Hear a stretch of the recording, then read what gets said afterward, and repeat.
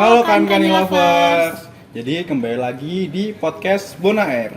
Jadi podcast kali ini bakal dipandu oleh saya sendiri, Arya, KMKFP 22 dan juga Saya Clara Purba dari KMK Visip 23. hari ini kita bakal ngobrol sama pemateri yang asik banget nih. Kita bakal ngobrol santai tapi juga seru banget. Jadi pemateri kita kali ini adalah Romo Tripomo. Jadi sebelum kita mulai podcastnya, kita mau promosi dulu nih guys. Jadi podcast kali ini dipersembahkan oleh merchandise KMK Unila. Buat teman-teman yang mungkin ingin memesan atau tertarik, bisa hubungi CP yang ada di deskripsi ya. Terima kasih. Oke, jadi kita bisa mulai aja ya pokok bahasan kita. Iya, silakan, ayo. Jadi podcast episode kali ini kita mengusung tema mengenai keresahan anak muda. Dan di sini kita udah nyiapin nih 5 headline point yang akan kita bahas. Kita udah milihin 5 poin yang mungkin bisa mewakili keresahan-keresahan anak muda Katolik. Yang pertama itu keresahan menjadi minoritas di perkuliahan. Yang kedua respon kita dalam menjawab bercanda mengenai agama yang berlebihan. Yang ketiga menyikapi cinta beda agama. Yang keempat pemuda Katolik yang kecanduan judi online. Dan yang kelima ketidakpercayaan diri dalam bersosialisasi sebagai pemuda Katolik. Nah tentunya semua keresahan kita kali ini bakal kita tanyain nih ke Romo Tripomo dan bakal dijawab juga oleh Romo Tripomo. Oke, baik.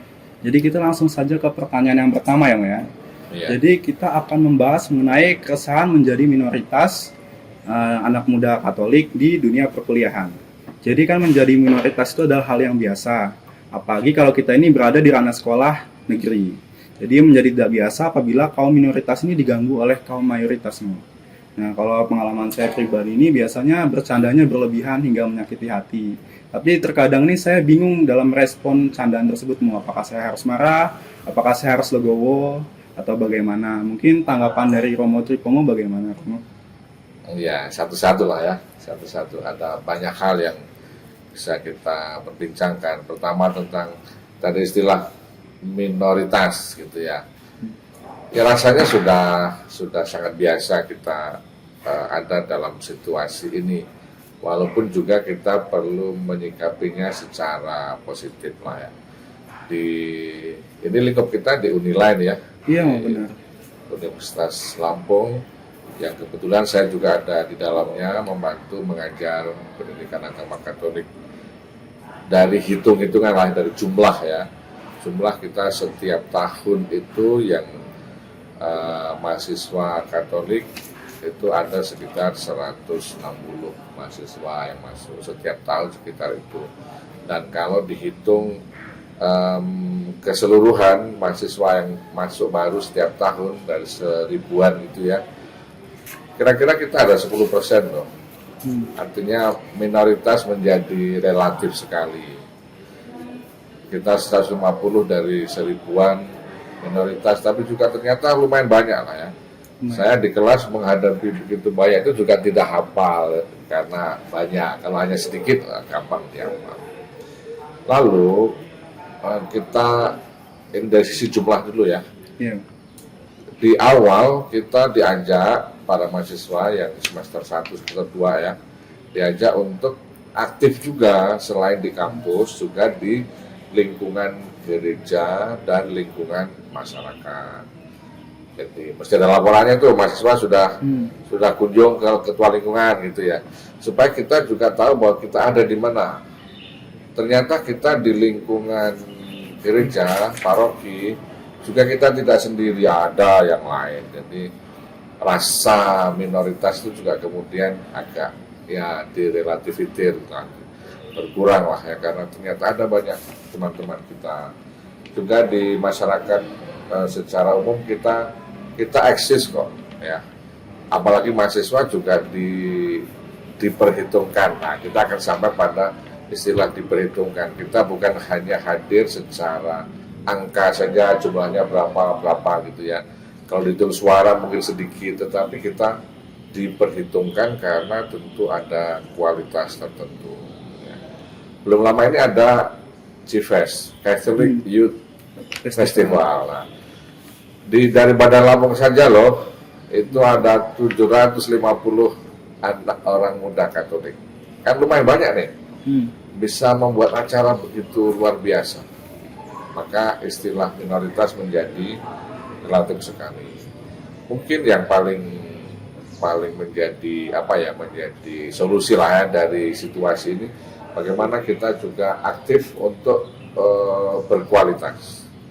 Sebagai mahasiswa tentu ya mahasiswa yang baik lah, mahasiswa yang berprestasi, bukan yang penting kuliah gitu saja, tapi kuliah tapi juga berprestasi, sehingga tidak hanya kita dihitung jumlah, tetapi kita diperhitungkan karena mutu, karena kualitas. Nah, keresahan saya kira ya agak kurang lah gitu ya. Lalu apa tadi? Candaan tadi ya. Iya, candaan. Ya, kita di lingkup mahasiswa gini, di kampus begini, kita mestinya juga paham sebagai mahasiswa kan kita lebih ini di dunia pendidikan ya. Perbedaan menjadi kekayaan untuk saling mengisi satu dengan yang lain.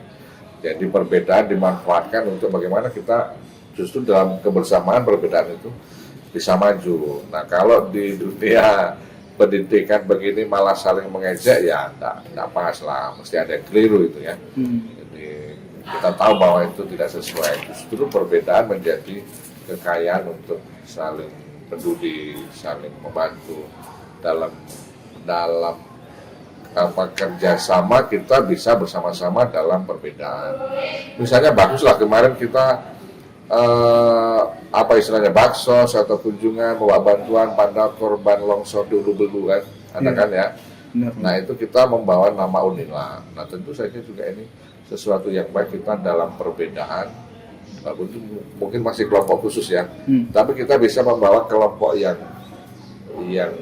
bersama-sama tadi dalam perbedaan, berkunjung ke sana menolong orang yang sedang ada dalam kesulitan. Nah, begitulah. Jadi justru menjadi kekayaan perbedaan itu, bukan untuk menjadi bahan ejekan. Oke, baik Romo.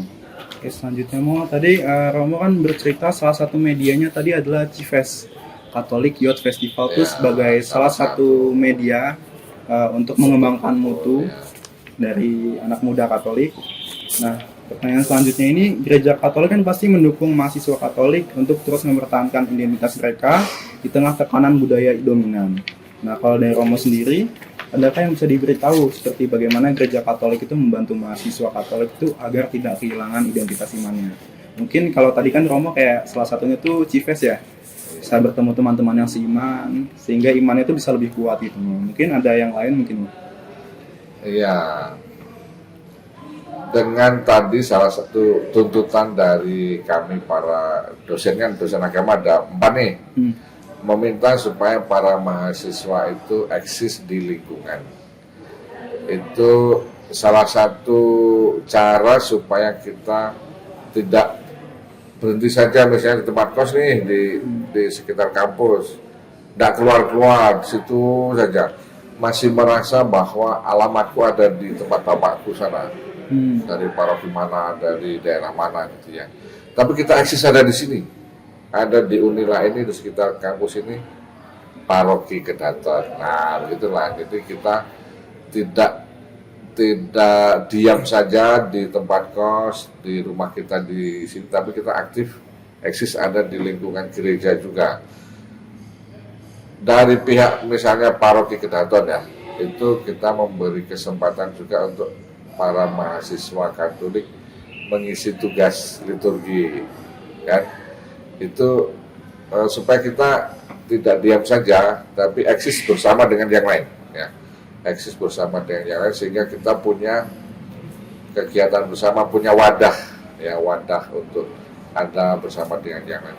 Kalau kita sendiri di rumah, di kos, kita cenderungnya mau belajar juga nanti kita pegang HP, ya, lalu kita kurang, ya, dalam hal ini kita bisa memanfaatkan waktu yang juga bisa banyak untuk eksis bersama dengan kelompok di paroki, lalu bersama dengan antar paroki lagi. Kalau ini sudah OMK, sudah antar paroki, sehingga kita, ya, di satu sisi memang kita harus belajar untuk kuliah, untuk pengetahuan, tapi di sisi yang lain supaya kita ada bersama dengan yang lain. Ya. Kita tidak sendiri, kita terbuka untuk teman-teman yang lain. Juga antar kampus, ya, ada Unila, ada sekarang kita punya ITERA, ada Polinela, ada juga Setia Katolik kan, Gentiaras, ada Umitra, ada Dharma Jaya, ada UPL, ada begitu banyak teman kita yang sama-sama mahasiswa saja lah, itu sudah banyak, sehingga kita bisa ya berkumpul dan dari pihak gereja juga memberi perhatian, misalnya di masing-masing kampus ada dosennya sendiri. Lalu ya ada yang digabung juga sih, ada yang juga belajarnya tidak di kampus tapi ya dihitung sebagai SKS gitu ya. Lalu yang lain, Bapak Uskup Uskup kita juga memberi perhatian kepada orang-orang muda ini, karena bagaimanapun orang muda tentu harapan gereja, harapan bangsa. Lalu juga di Paroki Kedaton ada lokasi, kita beri nama Asilo Hermeling ya. Nah, kita punya lokasi, di sana ada gazebo-nya, ada hutannya, ada lingkungannya, bisa kita outbound di sana. Sudah beberapa kali lah kita mahasiswa Unila memanfaatkan lokasi ini. Nah, ini perhatian dari gereja juga supaya manfaatkanlah ada lokasi yang bisa kita pakai untuk doa bersama, untuk piknik, artinya pindah makan saja. Antara kita bisa menjadi sesuatu lah untuk berkumpul, lalu bisa outbound, bisa untuk seminar apa gitu, sehingga kita menerima juga manfaat dari perhatian gereja, perhatian dari Bapak Uskup juga, dari paroki untuk keperluan mahasiswa, mendukung kita ya. Oke, jadi keren ya teman-teman, kita bahkan didukung oleh Bapak Uskup sendiri loh.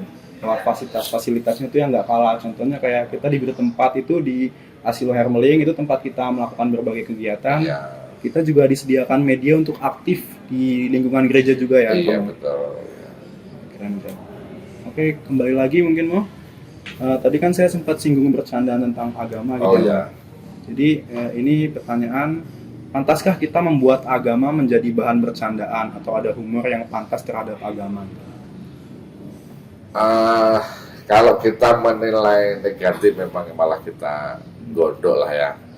Tapi mending begini, Bapak Suci itu, Sri Paus Fransiskus ini pernah mengundang saudara-saudara komedian orang-orang yang bisa komedi lah. Kita punya misalnya di acara televisi itu stand up komedi ya. Nah, Paus Paus mengajak kita untuk para kaum komedian ini berkumpul.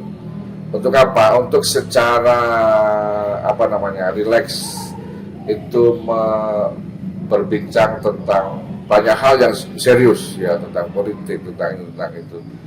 Tapi kita bisa mentertawakan diri sendiri gitu ya, mentertawakan diri. Kalau kita lihat itu komedian di televisi itu ya, berarti dia di hadapan presiden, di hadapan calon presiden, di hadapan anak presiden, di hadapan gubernur omong lucu-lucu. Tapi yang kena juga, yang tidak membuat tersinggung. Ya, kita menyampaikan suara kita secara rileks, tetapi juga mestinya mengena juga. Ya. Nah, dari sini rasanya di satu sisi, tentu kalau kita di lingkup akademis ini ya kurang pas kalau kita mentertawakan, saling mengejek gitu ya, karena kalau soal ajaran, soal akidah ya masing-masing lah ya, tidak bisa dijadikan bahan ejekan. Tapi bahwa kita mentertawakan diri sendiri sesuatu yang bisa menjadi masukan lah ya. Misalnya apa ya? Kalau mahasiswa apa? Terima apa kalau diejek atau misalnya tentang apa? Biasanya tentang salib gitu. Tentang salib. Nah, begini. Kalau ada yang mempermasalahkan tentang ajaran, kita bilang, lu masuk dulu ke Katolik biar tahu aja. Kalau kita ada di luar mempermasalahkan ajaran, ya susah juga kita mau menerangkan ya. Tentang salib, saya bawa salib nih, punya uskup lebih besar lagi gitu ya. Ya salib kan jalan yang dipakai oleh Yesus untuk penyelamatan. Tawaran dunia menjadi orang hebat, orang nomor satu, tetapi salib menawarkan justru kerendahan hati, justru penderitaan demi keselamatan manusia. mahasiswa pasti banyak belajar nih untuk bisa menerangkan apa itu salib. Misalnya juga yang lain. Oh, kalian ini bagaimana punya romo, pastor, suster tidak menikah ini? Untuk mereka mungkin sesuatu yang aneh. Tapi kan kita punya ajaran, pengajaran, punya alasan untuk memilih hidup sesuai panggilan Tuhan. Jadi seperti saya romo, ada uskup, ada suster yang memang cara hidupnya begitu. Ya. Hidup tidak menikah demi kerajaan Allah. Ada dalam kitab suci, ada dasarnya. Gitu.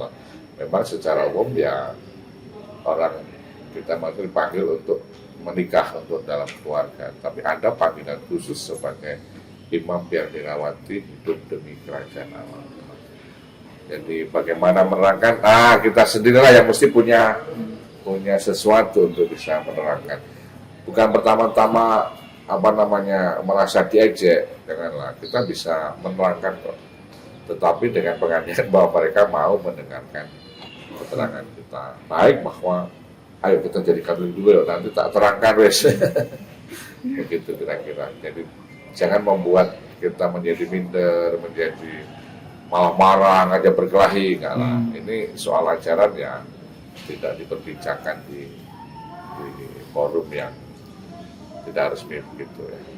Jadi ajaran lebih intern ya, intern di agama masing-masing. Kalau mencari bahan mengejek ya tetap ada saja sih, karena lebih-lebih karena kita tidak tahu ya. Tidak tahu malah kemudian kita mengejek, padahal kan bisa punya alasan. Begitu. Ya. Ya, baik. Jadi kita jangan rasa minder, kita jangan rasa diejek, tapi justru kitalah itu yang memberikan penjelasan. Itu dengan santai, dengan rileks ya, dengan tidak menyinggung.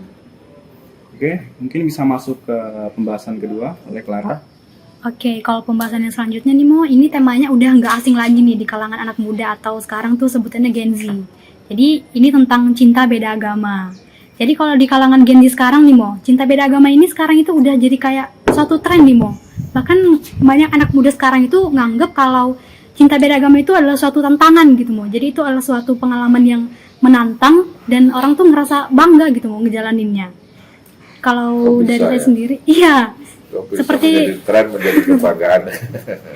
Teman saya sendiri nih Mo, ada teman saya sendiri, dia itu seorang Katolik dan dia sekarang lagi pacaran sama orang yang non Katolik. Dan kalau ditanya kenapa gitu Mo, dia tuh jawabnya kayak ya udahlah jalanin dulu aja gitu Mo. Nah jadi kalau dari Romo sendiri nih, tanggapan Romo sebagai seorang imam nih, gimana tanggapan Romo melihat hubungan asmara antara orang Katolik dengan orang dari agama lain itu? Iya, mungkin selain pendapat saya, pendapat Romo juga kita bisa bertanya pendapat orang tua ya, orang tua kita. Kalau kita punya teman dekat yang beda agama, kita bisa tanya kepada orang tua kita ya. Ideal untuk menikah itu ya dengan agama yang sama. Kita yang Katolik punya pacar Katolik, menikah secara Katolik. Itu birokrasinya lebih mudah, administrasinya lebih mudah, jadi serba tidak sulit begitulah.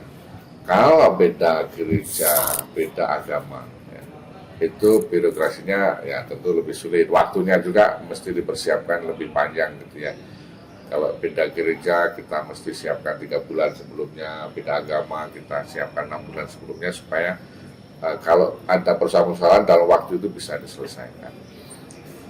Di satu sisi ini sebuah kemajuan dari Konsili Vatikan kedua di tahun 1962 sampai 1965 itu ya, bahwa gereja tidak menutup diri, bahwa perkawinan itu yang dibela adalah kasih, adalah cinta.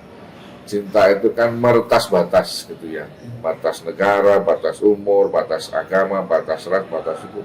Batas-batas itu diretas oleh cinta. Apakah karena tidak ada yang lain, yang ada hanya itu? Apakah alasan yang lain terseno jalanan soko kulino gitu ya? Tiap hari ketemu itu ya, besok ketemu itu. Akhirnya tumbuhlah cinta itu walaupun ada dalam perbedaan. maka ini yang dihormati. Orang menikah dasarnya adalah cinta. Kalau orang menikah dasarnya yang lain, misalnya ekonomi, ya nanti tidak kokoh keluarga itu. Tapi kalau dasarnya adalah cinta, menjadi kokoh walaupun dalam perbedaan. Nah, kita melihat perjalanan sesudahnya, ya, menikah beda gereja atau beda agama. Kalau tadi saya minta supaya orang tua juga ditanya, mereka akan menjawab apa dugaan kita. No. Ya kalau bisa ya sama-sama Katolik lah, gitu. Itu mereka mengalami bahwa sama-sama Katolik itu katakanlah lebih mudah, lebih lancar dalam banyak hal. Walaupun juga tidak semua sih, tetapi idealnya ya sama-sama Katolik. Nah, dalam perjalanan ada mereka yang sungguh-sungguh mengalami kebahagiaan dalam keluarga walaupun berbeda gereja, walaupun berbeda agama. Lalu biasanya pertanyaannya, bagaimana nih soal anak nih? Ikut bapak atau ikut mama gitu kan? Nah, dalam persiapan perkawinan beda gereja, beda agama, anak sudah menjadi perjanjian di awal. Jadi yang pihak Katolik berjanji bahwa anak-anak akan dibaptis, dididik secara Katolik. Maka tidak ada lagi kesulitan. Pokoknya anak-anak semua dibaptis, dididik secara Katolik. Jadi anak-anak yang hadir menjadi anak-anak Katolik dalam keluarga itu. Ada banyak keluarga yang menikah beda gereja, beda agama juga baik-baik saja. Mungkin bisa kita pertimbangkan ada tokoh seniman dari Jogja itu Joko Pekik. Joko Pekik mungkin ya agak terkenal saja, tidak terkenal sekali. Seniman, dia menikah, dia sendiri tidak Katolik, menikah dengan seorang gadis Katolik. Lalu ketika diminta, Mbak tanda tangan Pak, ini anak-anak nanti dibaptis Katolik, nggak mau dia. Saya nggak mau tanda tangan. Saya nggak bisa mendidik anak saya secara Katolik karena saya bukan Katolik. Tetapi dia mempersilahkan istrinya yang Katolik untuk mendidik anak-anak secara Katolik. Ya sebenarnya dia kan hanya mengetahui saja sih, tanda tangan mengetahui bahwa anak-anak akan dididik secara Katolik. Nah itu keluarga yang menikah beda agama, tapi yang baik-baik saja, tidak ada persoalan. Saya pernah jalan dengan Joko Pekik ini ziarah ke tanah suci sana, tidak ada sesuatu yang menghalangi karena kita beda agama, tapi justru menjadi kekayaan. Tapi ya ada juga yang kemudian bermasalah, ya. Ada misalnya dihadapi yang putri Katolik, yang laki-laki tidak Katolik. Dalam perjalanan yang tidak Katolik memaksa pihak Katolik untuk ikut agama dia. Nah ini kan sudah trouble, ini sudah persoalan. Nah kalau dipaksa ini juga tidak seperti maksud awal. Ya maksud awal ya harus saling menghormati, masing-masing menjalankan agamanya masing-masing. Nah kalau dipaksa ini sudah lain persoalan, nanti kan nggak ada agama dipaksakan, negara menjamin kebebasan beragama. Maka juga dalam perjalanan berumah tangga mestinya juga saling menghormati. Tapi ya karena ada situasi ini, kemudian tambah lagi KDRT, kemudian tambah lagi persoalan yang lain, maka kemudian gereja juga bagaimanapun membela pihak yang lemah, pihak yang Katolik.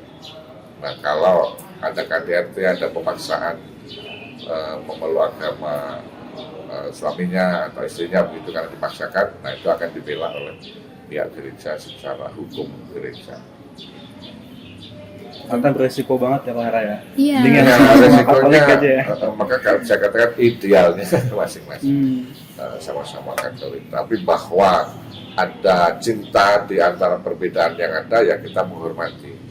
Tapi dengan resiko tadi, ada yang baik-baik saja, tapi banyak yang mengalami tidak baik-baik saja. Berarti mau kalau misalkan seorang Katolik ini berjodoh sama orang yang beda agama, dia tuh ujungnya menikah dan kayak yang Romo bilang tadi, dia ini konteksnya baik-baik saja dalam rumah tangganya. Kalau itu dia hitungannya tetap masuk pernikahan yang berhasil apa gimana ini?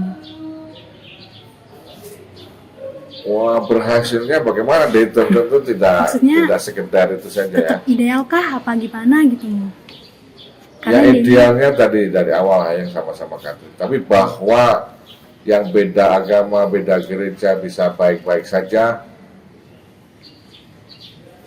ya bisa juga dikatakan berhasil. Artinya dari perbedaan yang ada tidak mempersoalkan apa yang mereka hidupi ialah lembaga perkawinan. Seperti tadi saya katakan Pak Joko Oke, baik-baik saja dia anaknya secara bebas dipersilakan untuk menjadi Katolik dibaptis dan kemudian dalam perjalanan kemudian menjadi dewasa dia tetap Katolik didampingi oleh ibunya. Pak Joko Oke dia tetap menghayati agamanya, tidak menjadi persoalan. Ya menjadi contoh lah ya, contoh bahwa menikah dengan membela cinta itu bisa juga berbeda gereja, beda agama dan bisa baik-baik saja. berarti emang kalau idealnya itu sebaiknya dari awal. Dari awal ya. Ya, Orang tua pasti akan minta ya anak-anak ini, jalannya harus Katolik lah, gitu ya. Tetapi ada begitu banyak juga teman-teman kita yang teman dekatnya bukan Katolik. Tetap dilayani juga, jadi gereja juga tetap terbuka karena Konsil Vatikan II itu membela cinta, memberkati perkawinan beda gereja atau beda agama. Walaupun sekarang harus menghadapi peraturan negara yang oke lah nanti kita bahas sendiri yang menikah harus sesama agama. Kalau pesan Romo sendiri mau untuk cara mempersiapkan generasi muda untuk menghadapi perbedaan agama dalam konteks asmara ini, boleh dikasih sedikit Romo untuk anak-anak muda? Iya, seperti Cifres kemarin itu kan itu sudah pendampingan untuk orang-orang muda. Gereja senantiasa ingin ada istilahnya katekese berjenjang ya, katekese berjenjang. Jadi bahkan sebelum lahir pun anak sudah dapat pendampingan orang tuanya. Jadi untuk baptis ya, untuk baptis lebih mudah ibu-ibu yang sudah hamil tua ikut pelajaran daripada itu sudah melahirkan masih pelajaran calon baptis untuk orang tuanya ya. Dan itu kan nanti diajarkan kepada anaknya. Masih kecil ketika kita ke gereja, orang tua gereja, anaknya ya diajak. Bukan ditinggal sama pembantu, nanti nggak kenal gereja. Dari kecil sudah diperkenalkan gereja. Mengapa juga ada anak dibawa ke depan untuk minta berkat? Supaya kenal sama romonya, kenal sama lingkungan gereja. Oh itu teman itu bapaknya, itu mbahnya. Jadi kita sudah terbiasa pada lingkungan gereja. Itu masih bayi, itu masih balita, belum komuni, jadi sudah akrab, sudah kenal dengan lingkungan gereja. Mereka biasa ribut di gereja itu anak-anak itu, yang jerit-jerit lah, yang lari sampai ke altar sana lah. Tapi nggak apa-apa, itulah anak-anak, itulah dunia anak-anak. Memang bisa dikatakanlah ditahan lah, jangan lari-lari, jangan teriak-teriak. Di Teluk Betung tuh misalnya ada keluarga anaknya 2 laki-laki, setiap kali diajak ke gereja. Nanti di gereja tidak boleh ribut ya, kita berdoa, tidak boleh keluar ya, pokoknya kita ada di sana terus. Kalau tidur boleh gak? Tidur boleh. Ya kan juga anak-anak bagaimana 1 jam kan bosan juga ya di gereja. Nanti kita habis dari misa kita ke Kentucky misalnya atau ada yang lain-lain. Tapi satu upaya bahwa anak-anak diperkenalkan dalam situasi gereja. Masuk gereja, maknya dulu, baru anaknya 2, baru terakhir bapaknya. Nah, itu sudah salah satu metode tuh. Anak-anak nggak bisa keluar, karena ada maknya, ke kiri ada maknya, nggak bisa keluar. Jadi ada di situ, walaupun harus bertahan selama bisa, tapi dia diperkenalkan untuk situasi bisa itu.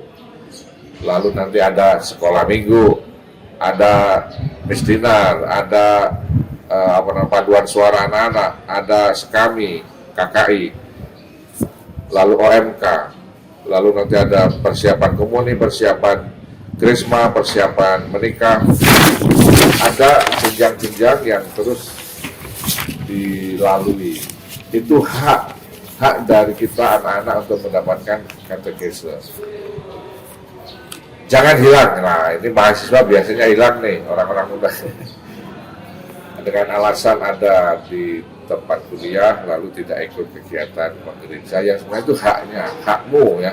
Hak untuk mendapatkan pendampingan di OMK, di calon krisma, nanti kalau menikah, persiapan perkawinan dan seterusnya juga ada katekese berjenjang dari bayi bahkan belum lahir sudah mendapatkan pendampingan sehingga nanti itu lebih kokoh ya, lebih kokoh pemahaman kita akan agama Katolik tentang gereja sehingga nanti dimanapun kita berada, kalian lah ya, kita berasal dari Sumatera Utara sana kuliah di sini, kita berasal dari sini kuliah di Jogja, itu orang tua juga sudah tenang.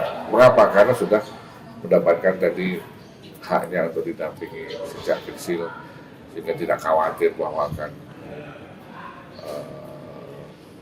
pindah agama, akan kesulitan dalam relasi dengan saudara-saudara kita yang berbeda agama, beda gereja.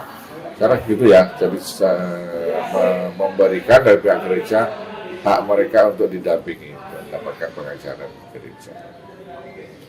Berarti kita dari kecil ini sebagai orang Katolik emang udah dibimbing ya, mau mulai dari cara sikap kita di gereja, gimana tingkah laku kita sebagai orang Katolik, gimana cara kita memilih pasangan juga untuk masa depan. Berarti memang sudah dipersiapkan idealnya begitu ya. Dan dimanapun kita berada kita eksis ya.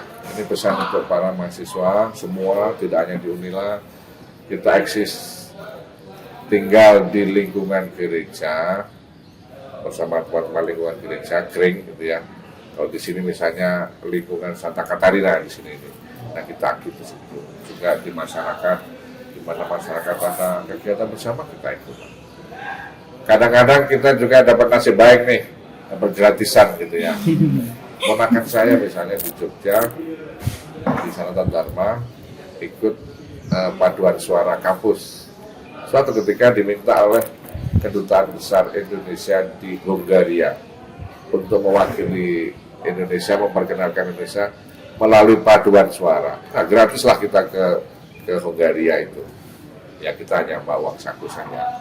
Tapi biaya-biaya yang lain dibayar oleh negara, oleh kedutaan. Nah ini kan ya tidak selalu sih setiap angkatan, tetapi ini ada sesuatu gratisan yang kita bisa jalan-jalan ke luar negeri dibiayai oleh negara. Karena kita aktif di paduan suara kampus. Nah bisa juga kita di lingkungan juga aktif di paduan suara. Salah satu contoh. Baik, mungkin bisa kita lanjutkan ke topik yang selanjutnya. Ini topiknya nggak kalah tenar juga nih Mo, di kalangan anak muda. Kalau tadi itu membahas tentang cinta beragama, ini juga tentang hal yang disukai anak muda nih Mo. Anak muda ini kan suka sama tantangan nih. Jadi kalau tadi tentang cinta, ini sekarang tentang judi online. Jadi kalau anak muda sekarang ini kan Mo sangat mudah terpengaruh, sangat mudah untuk terpacu adrenalinnya sama sesuatu yang tantangan gitu. Jadi dia tuh kayak semangat mau nyoba gini, aku penasaran ini nyoba. Terus akhirnya malah jadi kecanduan, malah ketagihan. Padahal notabene-nya ini kan Mo, anak sekolahan ini kan masih belum punya penghasilan. Malahan jadinya dia tuh kayak morotin orang tua jatuhnya. Jadi itu selain merugikan diri sendiri, merugikan orang tua juga. Dan bahkan mungkin juga bisa mengganggu studi. Nah kalau menurut Romo, gimana nih Mo cara menanggapi kecanduan judi online di kalangan pemuda Katolik ini? Kalau dari Romo. Kalian berdua nih judi nggak nih online? Oh, puji Tuhan enggak Mo. Nggak usah lah ya. Judulnya saja judi itu sudah sangat negatif ya, konotasinya sudah sangat negatif. Judi bukan sesuatu yang baik. Kalau itu disebut sebagai tantangan karena kita adrenalinnya sudah gebu-gebu, kok rasanya juga tidak pas lah. Kayaknya judi di mana-mana merugikan sih ya. Memang ada penjudi yang menang, mungkin di awal-awal kasih menang gitulah ya, kemudian kita diporotin lah, kita malah nanti morotin orang tua. Hari-hari ini saya kira viral di negara kita bagaimana kita berusaha memberantas judi online ini. Kemarin siapa mengatakan, Presiden kah, ada sekian juta situs judi online ditutup. Sekian juta loh kan banyak sekali itu. Karena memang tadi yang merasa tertantang, adrenalinnya juga banyak. Padahal kita tahu bahwa nggak menang. Ya. Memang ada tempat-tempat perjudian di beberapa negara yang resmi, yang sah, kita bisa berjudi di sana. Tapi ya siapa yang menang? Mungkin menang sekali, nanti karena kecanduan balik lagi, ini sudah pernah datang dulu, kita kalahkan. Dan rasanya juga begitulah ya. Jadi di dunia maya ini judi online itu penyelenggaranya yang selalu menang, bandarnya yang menang kan. Yang ikut berjudi ini hampir pasti kalah. Kita mesti bijaksana lah ya, memanfaatkan fasilitas online, fasilitas dunia maya, internet ini. Saya juga bisa buka HP saya dengan, kita bisa membuka dunia melalui HP, melalui internet ini. Apa saja bisa kita lihat. Nah, kita diajar untuk bijaksana lah memanfaatkan kemajuan zaman ini untuk yang baik. Kalau kita mahasiswa ya tentu untuk cari ilmu lah, bukan mencari yang membelokkan kita dari ilmu, dari yang ilmiah. Namanya juga judi ya, kok kayaknya konotasinya negatif, gak usah kita tengok. Apalagi tadi sudah disadari kita belum punya penghasilan, kan kita masih minta uang dari orang tua, dari donatur. Bagaimana kita habiskan untuk judi, kan juga tidak bijaksana, tidak pas. Penting kita fokus sebagai mahasiswa, selesai pada waktunya, itu kan membuat kita bangga. Tapi kalau mahasiswa semester berapa keluar nggak selesai, drop out, kan malah tidak membanggakan. Ya. Apalagi yang merantau dari tempat jauh, ayolah kita jadi mahasiswa yang baik, yang kualitas. Ya. Kan doa kita semoga dengan belajar yang baik nanti hasilnya baik dan memuaskan, apalagi nanti lulus dengan cum laude atau lulus dengan menggembirakan. Begitu. Tapi bahwa ada yang katakanlah terlanjur terjerumus, marilah kita baliklah. Kita sadar bahwa itu tidak pas. Kalau kemarin sempat dikatakan bantuan sosial juga baik untuk mereka yang terpapar judi online. Ya bagaimana nih, mereka rugi sendiri kalau negara suruh bayar, kan ya nggak pas juga. Jadi ayo kita sadari bahwa ini tidak ilmiah untuk kita para mahasiswa ya. Kita tidak usah lah ke sana. Kadang-kadang juga ini menggoda dan mengenai juga semua sisi orang siapapun gitulah ya. Orang-orang yang sedang memegang keuangan, para ekonom, para bendahara nih. Wah ini menarik, ini kalau pas zaman saya uang kita bertambah sekian M, sekian, padahal pasti akan kalah kan, malah kita akan merugi dan menjadi batu sandungan. Kalau dari Romo sendiri, kami sebagai keluarga mahasiswa Katolik di Universitas Lampung, menurut Romo apa ini yang Romo yang bisa kami lakukan untuk mencegah pemuda-pemuda lain itu terjerumus ke judi online? Sebagai sesama mahasiswa. Ya memberi contoh lah ya, dari para mahasiswa yang tidak terpapar, yang nggak usah lah ke sana. Bahwa kita baik-baik saja dengan tidak ikut judi online. Mungkin juga bisa ini kita bisa broadcast, bisa masuk ke YouTube omong-omong tentang itu kan, bahwa tidak ada untungnya para penjudi ini, kalah semua, tidak ada yang menang dengan berjudi. Kita juga dengarlah di yang tidak online lah ya, yang judi langsung di masyarakat, entah sabung ayam, entah judi pakai kartu, entah pakai apa. Ada yang bisa menang, dapat sapi, dapat tanah, tapi kemudian juga hilang karena kalah judi. Rasanya tidak ada yang menguntungkan lah ya. Kita bisa hitung-hitung secara matematis. Tidak salah kita memanfaatkan judi online ini karena kita akan kalah, kita jadi batu sandungan. Kalau mau cari tantangan sebaiknya kegiatan yang positif aja. Betul lah, tantangan Olahraga. misalnya olahraga, seni, tadi ada apa namanya, Sepak bola juga. mapala apa itu mahasiswa yang pecinta alam Yang juga. petualangan. Itu baru tantangan. Mana gunung yang belum didaki nih? Itu tantangan. Tantangan kita masih kuat dari mereka punya teknik untuk mengalahkan gunung mana. Nah, ini tantangan. Tantangan yang positif. Mahasiswa tantangan yang lain adalah nilai. Walaupun kita tidak mengejar nilai saja, tetapi juga mengejar hidup pengetahuan. Tapi kita perlu dijasa, perlu angka-angka itu, dilapor perlu angka-angka itu, maka kita kejar tantangan sebagai mahasiswa. Jadi teman-teman kita jangan sampai terjerumus ke judi online. Kita yang belum terpapar judi online ini juga punya tugas dan kewajiban nih teman-teman. Itu buat mengingatkan teman-teman kita yang mungkin sudah terjerumus itu untuk nggak meneruskannya lagi gitu. Karena nggak ada untungnya ya, Mas ya. Iya. Oke, baik Mas. Sekarang kita ke pokok bahasan selanjutnya. Jadi pokok bahasan selanjutnya ini kita akan membahas mengenai ketidakpercayaan diri kita sebagai umat Katolik dalam bersosialisasi di lingkungan masyarakat maupun di lingkungan pendidikan kita, termasuk di Uni lainnya. Jadi kan di lingkungan ini pasti kita banyak bersosialisasi sama banyak orang nih, Mas. Jadi bisa aja ada yang nggak suka sama kita karena kita ini sebagai minoritas. Jadi nggak suka karena hanya sekedar agama yang berbeda. Nah, hal ini kadang membuat kita tuh nggak percaya diri untuk bersosialisasi. Jadi sikap yang benar kalau dihadapkan dengan kondisi ini bagaimana, Mas? Nah, ini baru tantangan lah ini. Ya, tantangan beneran. Tapi saya tambahkan dikit yang tadi itu ya, yang soal judi online tadi. Ada keluarga Katolik yang hancur gara-gara judi online.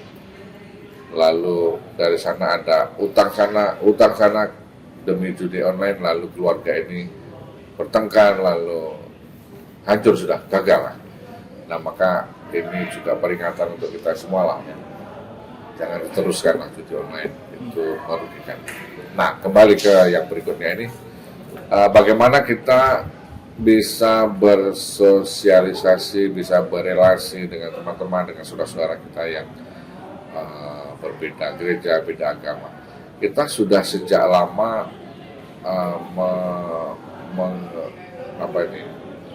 mengungkapkan atau berusaha menghidupi yang disebut dengan persaudaraan sejati. Ya, saudara karena darah, oke lah ya, karena hubungan keluarga. Tapi persaudaraan sejati mau merengkuh itu dari semua perbedaan yang ada.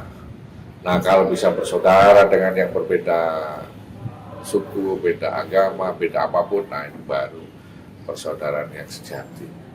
Nah, bagaimana itu bisa?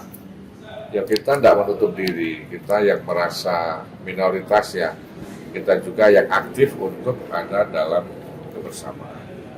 Maka kita tidak tenggelam di kamar saja dan tidak pernah keluar, main HP saja. Nah, itu mungkin kita tahu banyak dunia luar, tapi dunia kita sendiri kemudian menjadi asing. Kita dengan teman-teman yang beda gereja, beda agama, ayo kita aktif. Dalam banyak hal kita bisa bekerja sama, ya tadi misalnya perhatian pada yang terkena musibah misalnya. Di lingkungan kita kalau ada yang sakit kita tengok, kita beri perhatian. Kalau ada yang pesta kita ikut pesta, memberi perhatian, membantu, menolong. Nah, itu bagian dari kita ikut serta ya. Walaupun ada riku segan karena tidak diundang ya enggak, tapi di lingkungan kita eksis lah. Yang terjadi misalnya saya di paroki Kedaton, pastoran gereja kan ada di wilayah RT tertentu, RT 2 kalau di sana, wilayah kelurahan tertentu, kecamatan tertentu. Nah, kita kan sudah hadir di situ jelas-jelas nih, Anda bersama dengan yang lain. Tentu kita tidak bisa bermusuhan dengan mereka yang berbeda, kita menjadi tetangga. Nah, maka bagaimana kita bertetangga yang baik? Misalnya itu jalan di belakang gereja rusak, kan yang pakai juga kita bersama dengan masyarakat yang sana. Kita bareng-bareng bersama-sama dengan pengurus RT lingkungan sana, untuk bersama-sama memperbaiki jalan yang rusak. Baik, nah yang memanfaatkan siapa? Kita semua, yang wira-wiri ke gereja, yang saudara-saudara di lingkungan itu memanfaatkan atau menerima manfaat dari jalan yang diperbaiki. Nanti rusak lagi, diperbaiki lagi bersama-sama. Kalau lingkungan RT punya acara, mereka kan telepon, mereka WA ke Romo, kita mau 17-an nih, mau panjat pinang, Romo bantu ya. Ya kita bantulah, kita ikutlah, kita menjadi bagian dari masyarakat di situ, kita ikut kegiatan yang ada di situ. Gereja menyelenggarakan jalan sehat dalam rangka ulang tahun gereja. Pesertanya semua masyarakat di situ, entah yang Katolik, entah yang tidak Katolik. Nah itu bagian dari kita juga proaktif untuk mengupayakan persaudaraan yang sejati di dalam perbedaan-perbedaan yang ada. Mahasiswa saya kira juga punya banyak hal yang inovatif, yang kegiatan-kegiatan kreatif lah kita antar mahasiswa juga, di mana kita berada dengan lingkungan yang ada. Jangan segan-segan keluar kamar untuk ada bersama dengan yang lain, bersih-bersih lingkungan, gotong royong, entah hari Jumat, hari Sabtu, kita ikut di sana. Kita hadir bukan hanya dihitung, ada berapa orang itu, tapi diperhitungkan karena kita aktif, kita eksis di sana. Jadi kita sebagai anak muda Katolik ini harus ikut serta dan ikut aktif dalam bersosialisasi ya, Maya. Iya. Kita juga harus menciptakan citra yang baik. Iya. Oke, selanjutnya tadi kan Romo memberitahu tentang sikap yang benar. Tapi kadang ada orang nih yang nggak percaya diri, Mas. Jadi saya mau ikut tapi saya malu, tapi saya takut dijudge orang. Mungkin tanggapan Romo terkait hal itu gimana, Mas? Mungkin ada pesan yang bisa disampaikan buat teman-teman yang punya pola pikir seperti itu. Di Cifres kemarin juga ada talk show nih dengan Bapak Uskup. Itu bukan masalah saya, itu masalahmu itu. Jadi kalian sendiri yang juga harus mencari solusi, cari jalan. Saya nggak pede Bapak Uskup, saya bagaimana ya satu di antara sekian banyak. Itu masalahmu, maka ayo kita masing-masing juga punya keberanian untuk memulai. Kalau di Cifres kemarin ada begitu banyak teman-teman kita, ternyata kita tidak sedikit. Kita juga lumayan banyak gitulah, walaupun di antara sekian banyak yang lain.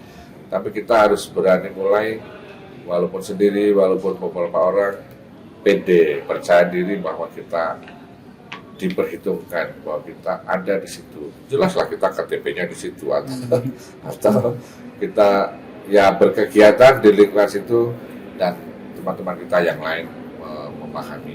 Ya. Pada waktu Minggu ya kita ke gereja, oke Katolik gitu ya, tahu lalu, ya Jumatan, dia Muslim. Kita ada dalam kebersamaan, jelas-jelas di tempat yang sama, maka kita juga memanfaatkan lokasi kita untuk ada berrelasi dengan yang lain. Kalau kita tidak pede itu, mari kita pompa lah ini supaya percaya diri ini ada, muncul. Tidak mulai dengan mencari muka, ini lain lagi ya. Ya misalnya kita pasang knalpot yang brong itu, kan kemudian orang kan memberi perhatian kepada kita, tapi kan ini hal yang tidak bagus lah, malah bikin ribut. Orang kan mendoakan malah menjumpai nanti. Jadi kita eksis ada karena kita juga muncul dalam kebersamaan, dalam banyak kesempatan yang kita bisa. Jadi itu adalah tantangan kita sendiri ya, ya itulah lebih positif tantangannya daripada judi online. Iya benar. Oke, nggak terasa teman-teman, kita udah kurang lebih 50 menit nih ngobrol sama Romo tadi. 5-5nya poin-poin yang kita siapin tadi juga udah semuanya dibahas sama Romo, udah dijawab secara jelas sama Romo. Jadi yang bisa kita simpulin dari obrolan kita tadi itu, kita sebagai anak muda pasti punya banyak keresahan, apalagi kita ini termasuk kaum minoritas di lingkungan kita. Jadi untuk mengatasinya, kalau kita itu merasa resah menjadi kaum minoritas maksudnya di perkuliahan, kita itu bisa nutupinnya dengan menjadi orang yang berprestasi. Supaya kita itu dikenal bukan karena dari jumlahnya, tapi karena prestasi kita dan apa yang kita berikan untuk lingkungan sekitar kita. Lalu kalau ada teman-teman kita yang mungkin bercanda tentang agama itu berlebihan, kita itu sebagai orang Katolik jangan mudah tersinggung, tapi kita harus jelaskan dengan santai agar mereka itu bisa paham. Lalu mengenai kecanduan judi online tadi, kalau kita memang suka tantangan, sebaiknya kita itu cari kegiatan-kegiatan yang positif, teman-teman. Jangan terjerumus ke hal-hal yang negatif yang bisa merugikan orang-orang lain juga.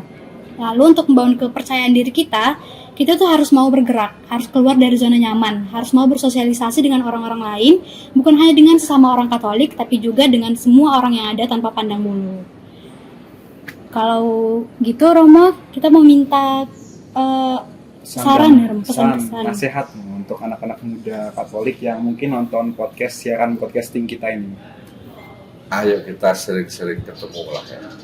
Ada banyak kesempatan, fasilitas. Tadi sudah saya sampaikan, misalnya kita punya asilo dan kuning, kita punya juga ruang khusus loh OMK di paroki, mari kita manfaatkan. Lalu kita punya UKM ya di sini, apa istilahnya itu? UKM Katolik. Kita manfaatkan juga kesempatan untuk berkumpul, untuk menyampaikan sesuatu yang baik. Dengan sering berkumpul, kita akan sering mendapat masukan-masukan. Ya. Banyak hal kreatif dari para mahasiswa, orang-orang muda ini yang bisa dimunculkan. Dengan sering berjumpa juga dengan kemajuan zaman ini, dengan apa istilahnya podcast atau apa ini, mungkin bisa lebih sering lah dibuat, diupload, dan kalau ada masukan, itu kritikan-kritikan yang masuk kita bisa memanfaatkan.